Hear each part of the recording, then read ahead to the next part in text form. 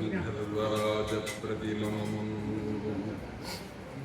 लोके विख्यातपौरुषं दीर्घबाहु महासत्वं मत्तमातङ्गगामिनं चन्द्रकान्ताननं रामम् अतीव प्रियदर्शनम् ऊर्वोदार्यगुणैः पुंसां दृष्टिचित्तापहारिणम् घर्माभितप्तात्मजन्यं क्लादयन्तमिव प्रजाः न तदर्पसमायान्तं पश्यमानो नराधिपः श्रीराममहोत्सवो 7 ವಯಸ್ಸಿಗೆ ರಾಮಮಹೋತ್ಸವದ ಕಣದಕ್ಕೆ ಭಾಗ್ಯ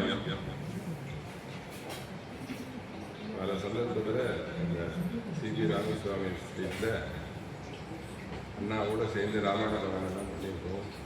பல இடங்களில் நிறுத்தி சொல்லி கொடுப்பார் கிருஷ்ணமூர்த்தி சார். அதான் அவேட்சிய ராமரும் பரதன் தேசிந்த அழகு அதை பார்த்து ஜனங்களுக்கு கண்ணிலேருந்து ஒரு பக்கம் புஷ்டமாகவும் ஒரு பக்கம் சீத்தலமாகவும் வருது. இந்த ஸ்லோகத்தை பார்த்தியா அப்படின்னு சொல்கிறார் ராமன். அந்த வருஷம் அவர் 50வது வருஷம்னு சொன்னார். அண்ணா இங்கே வந்து ஆரம்பித்து 50 இயர்ஸ் ஆகிடுது அப்படின்னு சொன்னால் நான் இதெல்லாம் பார்க்கணும்னு ஒரு ஆசை. அதை காலத்துலேருந்து இங்கே வளர்ந்து போகும்போது ஒரு ஆசை வரும். அண்ணா சொன்ன மாதிரி ராமாயணம் சொல்லி ராமாயணம் மகாபலம் ராமாயணத்தில் கூடமான தத்துவங்கள்லாம் எக்கச்சக்கமாக இருக்கும். ஆனால் சமுதிரங்கள் சொல்லி மனோபலம் அதை உள்ளடங்கி பார்க்கப்பட்ட தெரியறது. ராமாயணத்தில் கூடமான ஒரு விஷயத்தை சொல்லிட்டு முடிச்சுக்கிறேன். ரொம்ப இத்தனை சொன்னேன் ஜடாயுவை பார்த்துட்டு சந்தேகம் கிடைச்சா ராமகுடா அப்படின்னு என்ன சொல்லிட்டேன். இது மனுஷ சுபாவம் தான் அப்படின்னு சொல்லிட்டேன்.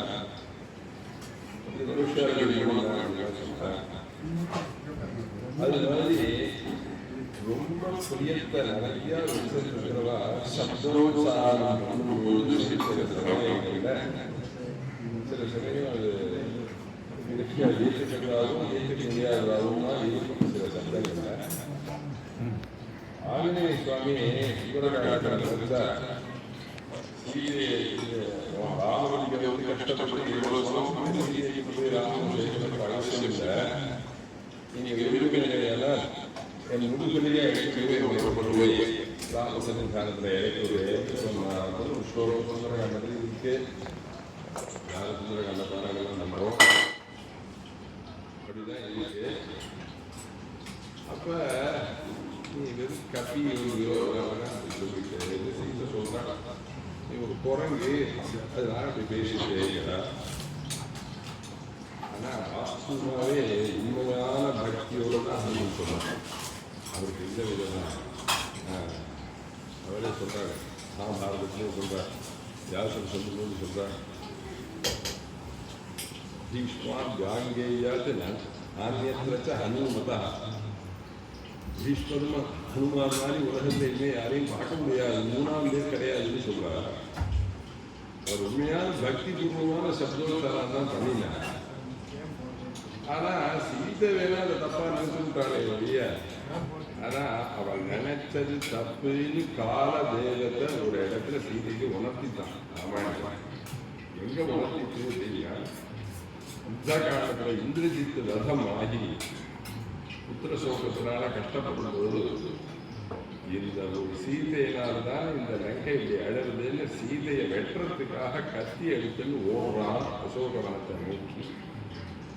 அப்போ கிட்ட இருக்கிற ராட்சச ஸ்திரீகள்லாம் சீதையிட்ட சொல்கிறாள், புத்திர சோகத்தினால உன்னை வெட்டுவதற்காக ராவணேஸ்வரன் வந்து கொண்டிருக்கிறார் அப்படின்னு சொல்லும்போது வால்மீகி ஒரு ஸ்லோகம் எடுக்கிற அன்னைக்கு ஆஞ்சநேயருடைய பேர்களாமோ இந்த பாதி ராத்திரியில ராவணனாலே கத்தியினாலே வதம் அடையக்கூடிய ஒரு சிரமம் புரிதல் ஒரு தௌர்பாகியமான ஒரு நிலை நமக்கு வந்தது அப்படின்னு சீதை நினைச்சாள் அப்படின்னு இது சொல்றேன். நிறைய சீதையை தேடிலே வரும்பொழுது பிரத்யக்ஷ தெய்வம் சூரியன், அனுமானமான தெய்வம் வாயு பகவான், ரெண்டு பேரையும் சேர்த்து ஸ்தோத்திரம் பண்ணினார். அந்த சூரியனுடைய புத்திரன் சுக்ரீவன், வாயுனுடைய புத்திரன் ஹனுமான், அவ ரெண்டு பேரும் வந்து அனுகிரகம் பண்ணி சீதாராமத்தை அடையலாருங்கிற விஷயங்கள்லாம் ராமாயணத்தில் நிறையா இருக்கு. ராமாயணம் நமக்கு சொல்ல வந்த ஒரு தர்மசாஸ்திரம். அது ரொம்ப வருஷமாக சீதைராஜன் வயதில் ஆரம்பிச்சு சொன்ன மாதிரி குழந்தைகள் வர்த்ததான் அபிவர்த்ததான்னு நிறைய நடத்திலே இருக்கணும். சூரியன் அவர் சொன்ன சங்கேபத்தில் சொன்ன மாதிரி இது நிறையா நாளைக்கு இந்த நல்ல காரியம் நடந்துகிட்டே இருக்கணும்னு நானும் பகவானை பார்த்துக்கிறோம். இந்த ராமாயணம் தூங்கில்லை, அதை இன்னைக்கு இந்த அம்மாவை பார்க்கறதுனால சொல்லுவேன். மற்ற நாட்டில் குழந்தைகள் பிறக்கணும்னு இந்த வெளிநாட்டிலேருந்து வந்து ராமாயண நவாகம் பார்க்கணும், அது அவங்க இடம் சொல்லுவோம். அப்போ இந்த சகோதரிகிட்ட உங்களை விளையாட்டு நான் கேட்டேன், இல்லை இவ அம்மா எனக்கு தலைவாரி பின்னி விட்டு எஸ்கிட்டு கட்டி அதெல்லாம் பண்ணியிருக்கா.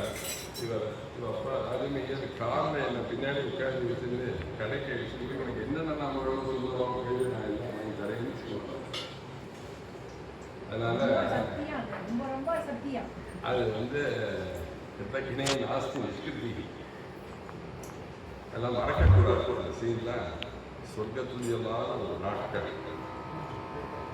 அப்போ இந்த சகோதரிகிட்ட ஒரு வாதம் எனக்கு ஒரு ராமாயண விவாகம் பண்ணணும், லேசாக எடுத்துக்கோங்களேன் அப்படின்னு வாசல் தங்க வச்சு 9 நாளைக்கு ராமாயணம் நடந்தது. ஒரு நடராஜர் விக்கிரகம் ஒன்று இருந்தது. இல்லை இந்த நடராஜரெல்லாம் இதெல்லாம் அபிஷேகம்லாம் பண்ணி ஒரு நிறையா கட்டலாம். நான் எப்படி பண்ணுவேன்னா அந்த புஸ்தகத்தில் எப்படி போட்டுருக்கோ அப்படி நடத்துவேன்.